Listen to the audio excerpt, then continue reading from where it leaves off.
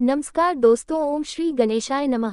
शांताकारं भुजंगसनं पदम नाव सुदेश विश्वाधार गगन सदृश मेघ वर्णम सुभांग लक्ष्मीकांतं कमल नैनम योगी भी ध्यान गम्यम वंदे विष्णु भवहरम सर्वलोकैकनाथम मंगलम भगवान विष्णु मंगलम गणोध्वज मंगलम पुंडरीकाक्ष मंगला तनो हरि ओम नमो भगवते वासुदेवाय। आज का दिन आप सभी के लिए मंगलमय हो। आइए सुनते हैं अश्विन मास कथा का 10वां अध्याय।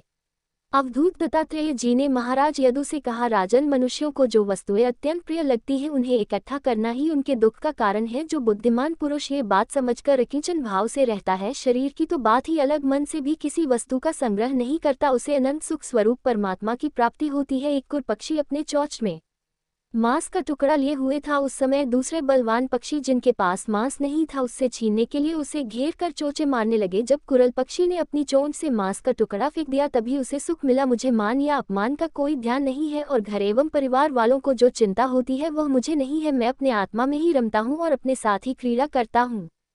ये शिक्षा मैंने बालक से ली है, अतः उसी के समान मैं भी मौज से रहता हूँ। इस जगत में दो ही प्रकार के व्यक्ति निश्चिंत और परमानंद में मग्न रहते हैं, एक तो भोला भाला निश्चेष्ट नन्हा सा बालक और दूसरा वह पुरुष जो गुणातीत हो गया हो। एक बार किसी कुमारी कन्या के घर उसे वर्ण करने के लिए कई लोग आए हुए थे। उस दिन उसके घर के लोग कहीं बाहर गए हुए थे, इसलिए उसने स्वयं ही उनका अतिथि सत्कार किया। राजन, उनको भोजन कराने के लिए वह घर के भीतर एकांत में धान कूटने लगी। उस समय उसकी कलाई में पड़ी शंख की चूड़ियां जोर जोर से बज रही थी। इस शब्द को निंद समझकर कुमारी को बड़ी लज्जा मालूम हुई और उसने एक एक करके सब चूड़ियां तोड़ डाली और दोनों हाथों में केवल दो दो चूड़ियां रहने दी। अब वो फिर धान कूटने लगी, परंतु वे दो दो चूड़ियां भी बजने लगी।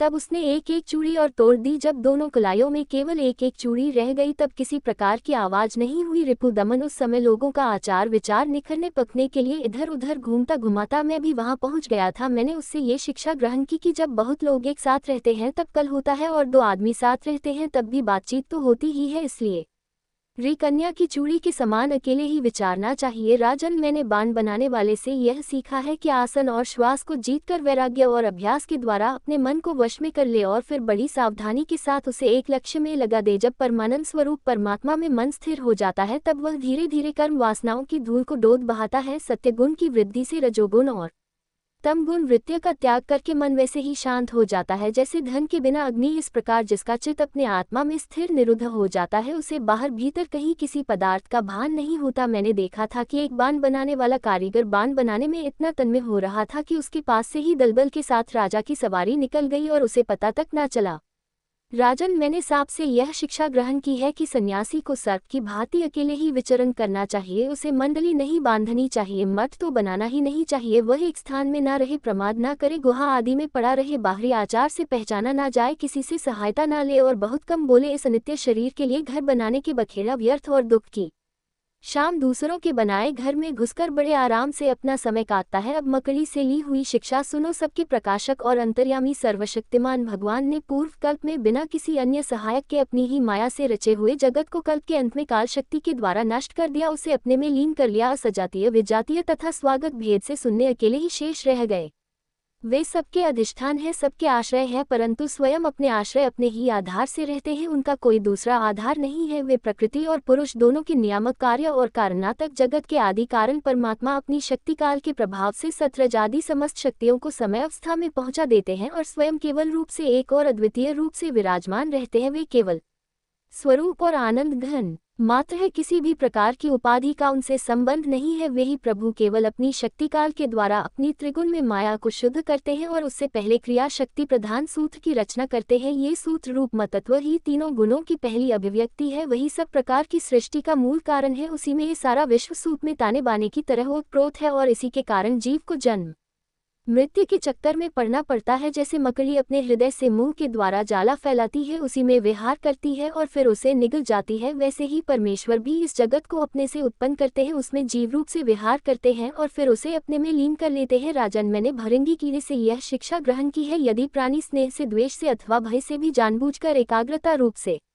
अपना मन किसी में लगा दे तो उसे उसी वस्तु का स्वरूप प्राप्त हो जाता है। राजन, जैसे भृंगी एक कीड़े को ले जाकर दीवार पर अपने रहने की जगह बंद कर देता है और वह कीड़ा भय से उसी का चिंतन करते करते अपने पहले शरीर का त्याग किए बिना ही उसी शरीर से तदुपरांत गुरुओं से यह शिक्षाएं ग्रहण की है। अब मैंने अपने शरीर से जो कुछ सीखा है वह तुम्हें बताता हूँ, सावधान होकर सुनो, ये शरीर भी मेरा गुरु ही है, क्योंकि यह मुझे विवेक और वैराग्य की शिक्षा देता है। मरना और जीना तो इसके साथ लगा ही रहता है। इस शरीर को पकड़ रखने का फल यह है कि दुख पर दुख भोगते जाओ। यद्यपि इस शरीर से तत्व विचार करने में सहायता मिलती है, तथापि मैं इसे अपना कभी नहीं समझता। सर्वदा यही निश्चय रखता हूँ कि एक दिन इसे सियार कुत्ते खा जाएंगे, इसलिए मैं इससे असंग होकर विचहूँ। जीव जिस शरीर का प्रिय करने के लिए ही अनेकों प्रकार की कामनाएं और कर्म करता है, तथा स्त्री पुत्र धन दौलत हाथी घोड़े नौकर चाकर घर द्वार और भाई बंधुओं का विस्तार करते हुए उनके पालन पोषण में लगा रहता है, बड़ी बड़ी कठिनाइयां सहकर धन संचय करता है, आयु से पूरी होने पर वही शरीर स्वयं तो नष्ट होता ही है, वृक्ष के समान दूसरे शरीर के लिए बीज बोकर उसके लिए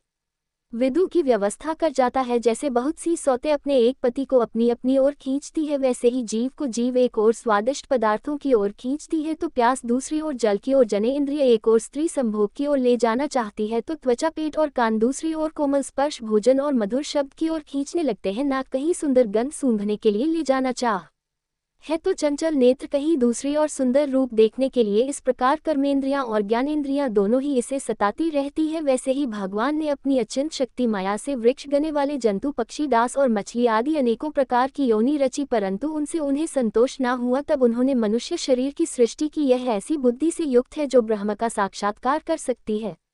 इसकी रचना करके वे बहुत आनंदित हुए। यद्यपि यह मनुष्य शरीर है तो अनित्य ही मृत्यु सदा इसके पीछे लगी रहती है, परंतु इससे परम पुरुषार्थ की प्राप्ति हो सकती है। इसलिए अनेक जन्मों के बाद यह अत्यंत दुर्लभ मनुष्य शरीर पाकर बुद्धिमान पुरुष को चाहिए कि शीघ्र से शीघ्र मृत्यु के पहले ही मोक्ष प्राप्ति का प्रयत्न कर ले। इस जीवन का मुख्य उद्देश्य मोक्ष ही है। विषय भोग तो सभी योनियों में प्राप्त हो सकते हैं, इसलिए उनके संग्रह में यह अमूल्य जीवन नहीं खाना चाहिए। राजन, यही सब सोच विचार कर मुझे जगत से वैराग्य हो गया। मेरे हृदय में ज्ञान विज्ञान की ज्योति जगमगाती रहती है, ना तो कहीं मेरी आसक्ति है और ना कहीं अहंकार ही। अब मैं स्वच्छंद रूप से पृथ्वी में विचरण करता हूँ। राजन, अकेले गुरु से ही यथेष्ट और सुदृढ़ बोध नहीं होता, उसके लिए अपनी बुद्धि से भी बहुत कुछ सोचने समझने की आवश्यकता है।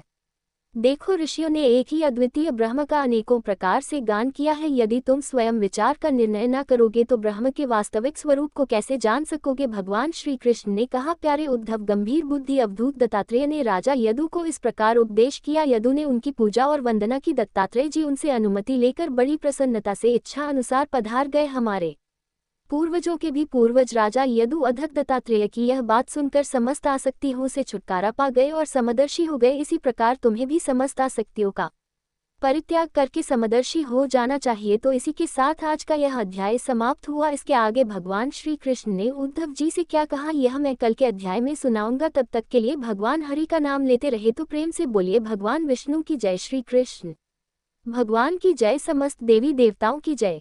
धन्यवाद।